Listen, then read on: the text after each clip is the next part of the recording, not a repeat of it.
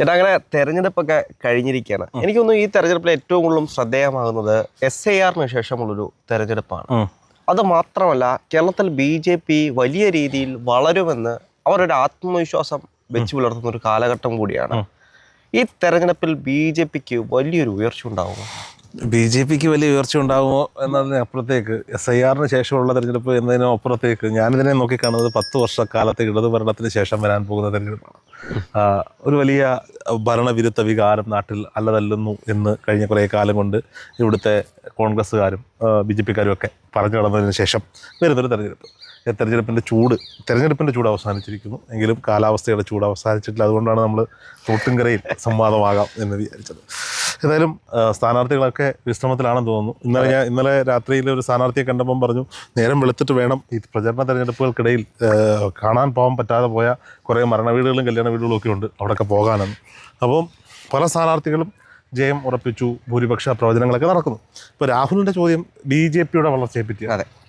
രാഹുലെ, BJP കുട്ടിഘോഷിച്ച മണ്ഡലങ്ങളിലൊന്നും BJPക്ക് വിജയിക്കാൻ സാധിക്കാത്തൊരു സാഹചര്യമാണ് എന്നാണ് തെരഞ്ഞെടുപ്പിന് ശേഷം. 4 തൊട്ട് 10 മണ്ഡലങ്ങളോ അല്ലെങ്കിൽ 10 തൊട്ട് 50 മണ്ഡലങ്ങളോ അല്ലെങ്കിൽ 50 തൊട്ട് 140 മണ്ഡലങ്ങളോ അവർ പറഞ്ഞോട്ടെ. BJP അക്കൗണ്ട് തുറക്കില്ല എന്ന് ഞാൻ പറഞ്ഞിട്ടില്ല. അവർ പ്രതീക്ഷിച്ച പല മണ്ഡലങ്ങൾ, അതിൻ്റെ ഏറ്റവും വലിയ ഉദാഹരണം പാലക്കാടും നേമവും. അവരുടെ ഏറ്റവും മീഡിയകളൊക്കെ കൊട്ടിഘോഷിച്ച 2 മണ്ഡലങ്ങളാണ് നേമവും പാലക്കാടും. ഈ രണ്ട് മണ്ഡലങ്ങളിലും BJP ജയിക്കാൻ പോകുന്നില്ല എന്നതാണ് തിരഞ്ഞെടുപ്പിന് ശേഷം നമുക്ക് പറയാൻ സാധിക്കുന്ന ഏറ്റവും വലിയ കാര്യം എന്ന് പറയുന്നത്. എന്തുകൊണ്ടാണ് അങ്ങനെ പറയാൻ കഴിയുന്നത്? ഞാൻ പറഞ്ഞല്ലോ, ഈ നിയമതാരക തമ്മിലായിരുന്നു മത്സരം. നേമത്ത് ശിവൻകുട്ടി, രാജീവ് ചന്ദ്രശേഖരൻ, അതേപോലെ തന്നെ നമ്മുടെ ശബരിനാഥൻ. KS ശബരിനാഥൻ. അല്ല, ഞാൻ ചോദിച്ചത്, അവിടെ ഒരു ത്രികോണ മത്സരമൊന്നുമില്ല. അവിടെ നടക്കുന്നത് ആരൊക്കെ തമ്മിലുള്ള, ഏത് മുന്നണികൾ തമ്മിലുള്ള മത്സരമാണെന്നാണ് പറഞ്ഞുകൊണ്ടിരുന്നത് ഇത്രയും കാലം. അവിടെ BJPയും CPM തമ്മിലാണ് മത്സരം. ശിവൻകുട്ടിയും രാജീവും തമ്മിലുള്ള മത്സരം എന്നല്ലേ പറഞ്ഞുകൊണ്ടിരുന്നത്? അത് നിങ്ങൾ കാണാതെ പോയ ഒരുപാട് ഫാക്ടറുകൾ അവിടെ വർക്കൗട്ട് ആയിട്ടുണ്ട്. ഞാൻ കൃത്യമായി പറയുന്നു, ഒരുപക്ഷെ ശിവൻകുട്ടി കേരളത്തിന്റെ വിദ്യാഭ്യാസ വകുപ്പ് മന്ത്രി 3ാം സ്ഥാനത്തേക്ക് പോകാൻ പോകുന്ന തെരഞ്ഞെടുപ്പാണ്. 3ാം സ്ഥാനത്തേക്ക് ഞാൻ ചോദിക്കട്ടെ, KS ശബരിനാഥൻ ജയിച്ചാൽ 28,000-ൽ പരം വോട്ടുകളുടെ മേൽക്കൈ ലോക്സഭാ തെരഞ്ഞെടുപ്പിൽ നിയമത്തുണ്ടായിരുന്ന രാജീവ് ചന്ദ്രശേഖരൻ എന്തായാലും 3ാം സ്ഥാനത്ത് പോകാൻ പോകുന്നില്ലല്ലോ. ശബരിനാഥൻ 1ാം സ്ഥാനത്തും രാജീവ് ചന്ദ്രശേഖരൻ 2ാം സ്ഥാനത്തും ശിവൻകുട്ടി നേരിയ വോട്ടുകൾക്ക് 3ാം സ്ഥാനത്തേക്കും പിന്തള്ളപ്പെടാൻ പോവുകയാണ് നിയമത്തിൽ. എൻ്റെ വിലയിരുത്തലാണ്. SDP CPM-നാണ് ഇത് ഐക്യം പ്രഖ്യാപിച്ചിട്ടുള്ളത്. അതിനിപ്പോൾ എന്താ, അതിലെങ്ങും ഒന്നുമില്ല. ഞാൻ പറയാനുള്ള മെയിൻ കാര്യം എന്ന് വെച്ചാൽ, രാജീവ് ചന്ദ്രശേഖരൻ സംസ്ഥാന അധ്യക്ഷനായി വന്നതിന് ശേഷം BJPയിൽ ഉണ്ടായിരുന്ന പടലപ്പിടക്കങ്ങൾ വളരെ വലിയ രീതിയിൽ ഇൻറ്റേർണലി ബാധിക്കുന്നുണ്ട്. ഞാനൊരു ഉദാഹരണം പറയാം. എറണാകുളത്ത് നിന്നുള്ള BJPയുടെ വനിതാ മുഖമാണ് TP സിന്ധുമോൾ. നമുക്കറിയാം, TP സിന്ധുമോൾ തൃപ്പൂണിത്തറ മണ്ഡലം കേന്ദ്രീകരിച്ചാണ് കഴിഞ്ഞ 5 വർഷക്കാലമായി പ്രവർത്തിച്ചുകൊണ്ടിരുന്നത്. തൃപ്പൂണിത്തറ പോയിട്ട് കോട്ടയത്തും എറണാകുളത്തും പല മണ്ഡലങ്ങളിലേക്കും ഇവരുടെ പേര് പ്രവർത്തകർ പറഞ്ഞതാണ്. അവർക്ക് ആ സീറ്റ് കൊടുത്തില്ല. അതിൻ്റെ കാരണം എന്താണ്? ഇപ്പോൾ BJPയുടെ സ്ഥാനാർത്ഥി ലിസ്റ്റ് പരിശോധിക്കൂ. അവരുടെ സ്റ്റാർ മണ്ഡലങ്ങൾ ഒഴിച്ചു നിർത്തിയാൽ മറ്റ് 2020 കൊടുത്ത ബിഗ് ബോസ് താരങ്ങൾ, ഫാമിലി എൻ്റർടൈൻമെൻറ്റ് പ്രോഗ്രാം താരങ്ങൾ, ബ്ലോഗർമാർ, ഇവർക്കൊക്കെയാണ് സീറ്റ് കൊടുത്തിരിക്കുന്നത്. പാർട്ടിക്ക് വേണ്ടി പോസ്റ്റർ ഒട്ടിച്ച് നടന്നവരെയും പാർട്ടിക്ക് വേണ്ടി അനൗൺസ്മെൻറ്റ് നടത്തിയവരെയും പാർട്ടിക്ക് വേണ്ടി പണിയെടുത്തവരെയും ഒക്കെ തള്ളുന്നൊരു സ്ഥാനാർത്ഥി ലിസ്റ്റാണ് BJP പലയിടങ്ങളിലും അവതരിപ്പിച്ചത്, അല്ലെങ്കിൽ NDA പലയിടങ്ങളിലും അവതരിപ്പിച്ചത്. അപ്പോൾ സ്വാഭാവികമായി എന്ത് സംഭവിക്കും? പാർട്ടിക്ക് വേണ്ടി ജീവിച്ച ആളുകൾക്കെല്ലാം ഒരു വല്ലാത്തൊരു അമർഷം BJPയോടുണ്ടായിട്ടുണ്ട്. ആ കാര്യം, അതിൻ്റെ എല്ലാം മൂല കാരണം ഈ രാജീവ് ചന്ദ്രശേഖരൻ സംസ്ഥാന അധ്യക്ഷനായി വന്നതിന് ശേഷമാണ്. BJP വലിയ തോതിൽ ഇവിടെ പണമൊഴുക്കി. അതിലേറ്റവും കൂടുതൽ പണമൊഴുക്കിയത് നേമത്താണ്. അവസാനം BJPയുടെ ബൂത്ത് കമ്മിറ്റി ഓഫീസിൽ നിന്ന് ലിറ്റർ കണക്കിന് മദ്യം പിടിച്ചെടുക്കുന്ന സാഹചര്യം പോലും നമ്മൾ കണ്ടില്ലേ? അപ്പം അവരെ സംബന്ധിച്ചിടത്തോളം മറ്റാര് ജയിച്ചില്ലെങ്കിലും നേമത്ത് രാജീവ് ചന്ദ്രശേഖരൻ ജയിക്കണമെന്ന സ്ട്രാറ്റജിയാണ് ഇന്നത്തെ കാലത്തെ BJPയുടെ സംസ്ഥാന കമ്മിറ്റി തീരുമാനമെടുത്തു വെച്ചിരുന്നത്. അതുകൊണ്ട് തന്നെയാണ് BJP ക്യാമ്പിൽ നിന്ന് പോലും വോട്ട് നിഷ്പക്ഷമായി നിൽക്കുന്ന, അല്ലെങ്കിൽ കോൺഗ്രസിൻ്റെ സ്ഥാനാർത്ഥിയായ സൗമ്യമുഖമായ, എടുത്തു പറയത്തക്ക തെറ്റുകളൊന്നും പറയാനില്ലാത്ത KS ശബരിനാഥനെ പോലൊരു സ്ഥാനാർത്ഥിക്ക് BJPക്കാരുടെ വോട്ടുകൾ പോലും അവിടെ പോയിട്ടുണ്ട്. കാരണം BJPയുടെ ഞാൻ ചോദിക്കട്ടെ, മുരളീധരൻ മത്സരിക്കുന്ന കഴക്കൂട്ടം, K സുരേന്ദ്രൻ മത്സരിക്കുന്ന മഞ്ചേശ്വരം, കഴിഞ്ഞ തിരഞ്ഞെടുപ്പ് വരെ നമ്മൾ സ്റ്റാർ മണ്ഡലങ്ങളായി കണ്ടിരുന്നത് ഈ സുരേന്ദ്രൻ അവിടെ മത്സരിക്കുന്നു, അവിടെയായിരുന്നു ട്രെൻഡ് നിന്നത്, അല്ലേ? സുരേന്ദ്രൻ കോന്നിയിലൊക്കെ മത്സരിക്കുന്നത് നമ്മൾ കണ്ടതാണ്. സുരേന്ദ്രൻ മത്സരിച്ച കോന്നിയിൽ ഇത്തവണത്തെ സ്ഥാനാർത്ഥിയുടെ പേര് പോലും നമുക്ക് ഓർമ്മയില്ല. BJP അഡ്രസ്സ് ഇല്ലാതായി പോകുന്നൊരു സാഹചര്യമുണ്ട് അവിടെയൊക്കെ. അപ്പോൾ സ്വാഭാവികമായും മഞ്ചേശ്വരവും കഴക്കൂട്ടവും ഏതെങ്കിലും മാധ്യമങ്ങളിൽ നമ്മൾ ചർച്ച ചെയ്യപ്പെട്ട് കണ്ടോ? കുമ്മനം രാജശേഖരൻ്റെ ആറന്മുള, അവിടെ അബിൻ വർക്കി ഈ പറയപ്പെടുന്ന വീണ ജോർജ് മത്സരത്തെ പറ്റിയല്ലേ ചർച്ച ചെയ്തുകൊണ്ടിരുന്നത്? കുമ്മനം രാജശേഖരൻ ചെറിയ കക്ഷിയാണോ? BJPയുടെ മുൻ സംസ്ഥാന അധ്യക്ഷനല്ലേ? ഗവർണറായിരുന്ന മനുഷ്യനല്ലേ? BJPയുടെ മുഖമല്ലേ? അപ്പോൾ സ്വാഭാവികമായും ഈ അത്തരത്തിലുള്ള നേതാക്കന്മാരെല്ലാം ഒതുക്കിക്കൊണ്ട് ആ മണ്ഡലങ്ങൾ തോന്നി. കാരണം BJP ക്യാമ്പുകൾ രാജീവ് ചന്ദ്രശേഖരനെ മാത്രം ഫോക്കസ് ചെയ്യുന്നത്, ആ മണ്ഡലങ്ങളിൽ സ്റ്റാർ ക്യാമ്പയിനേഴ്സിനെ കൊടുക്കാതെ നോക്കൂ.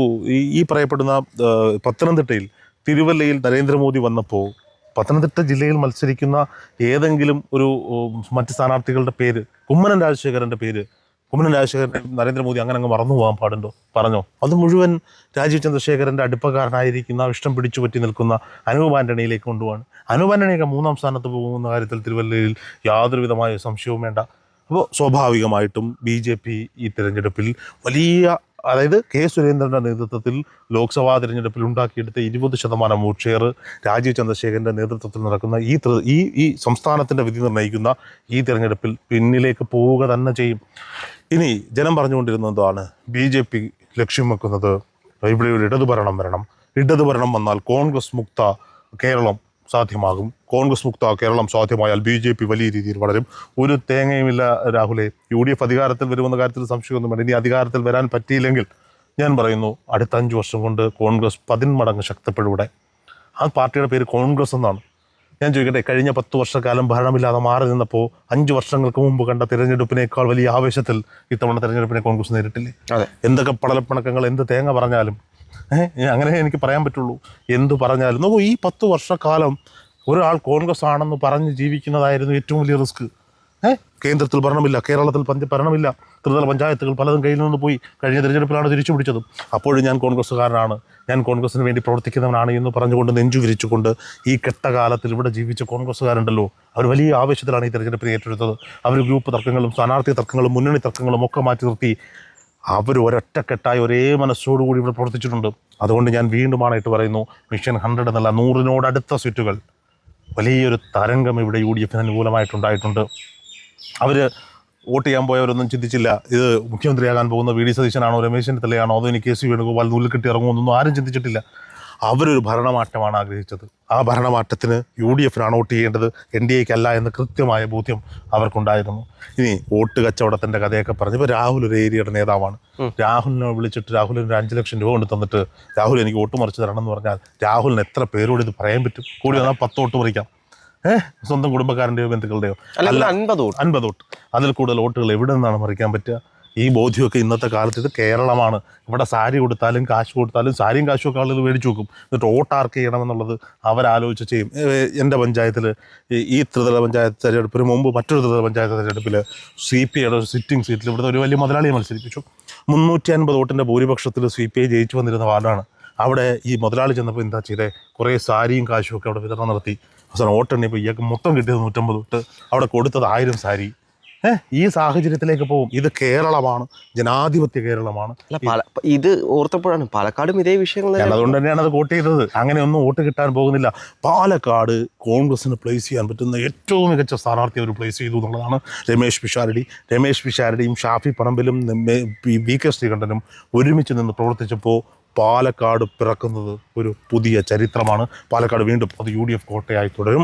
രാഹുലിനേക്കാൾ ഭൂരിപക്ഷത്തിൽ അതൊന്നും പറയാൻ പറ്റില്ല, കാരണം അവിടെ ടൈറ്റ് കോമ്പറ്റീഷനാണ്. ഈ പറയുന്ന റസാഖ്, ഇടതുപക്ഷ സ്ഥാനാർത്ഥിയായി അവിടെ മത്സരിച്ച റസാഖ് അവിടെ വോട്ട് പിടിക്കും. ഇവർ രണ്ടുപേരും കൂടി കേന്ദ്രീകരിച്ച് വോട്ട് പിടിക്കുമ്പോൾ റസാഖ് അവിടെ വോട്ട് പിടിക്കും. നമ്മൾ മനസ്സിലാക്കുന്നൊരു കാര്യമാണ്. അപ്പോൾ സ്വാഭാവികമായിട്ടും റസാഖ് പിടിക്കുന്ന വോട്ടുകൾ അവിടെ നിർണായകമാകും. നമ്മൾ ഈ നേമത്ത് ശബരിനാഥനെ പറ്റി പറയുന്ന പോലെ പാലക്കാട് റസാഖിനെ ചെറുതായി കാണാൻ പറ്റില്ല. ഇടതുപക്ഷമല്ല, റസാഖ് അവിടെ ജനിച്ചു വളർന്ന് അവിടെ ബിസിനസ് ചെയ്ത് ടൗണിൽ ജീവിക്കുന്നൊരു മനുഷ്യനാണ്. അപ്പോൾ വ്യക്തി കേന്ദ്രീകൃതമായ വോട്ടുകളും CPMൻ്റെ അതൊരു ഇടതുപക്ഷ മണ്ഡലമായിരുന്നല്ലോ. അപ്പോൾ സ്വാഭാവികമായിട്ടും ഞാൻ ഉറപ്പിട്ട് പറയുന്നു, പാലക്കാടും നേമവും BJPക്ക് കിട്ടില്ല. BJPക്ക് കിട്ടിയാൽ അത് മഞ്ചേശ്വരവും കഴക്കൂട്ടവുമായിരിക്കും. കഴക്കൂട്ടൊന്നും കിട്ടാനുള്ള സാധ്യതയുണ്ട്.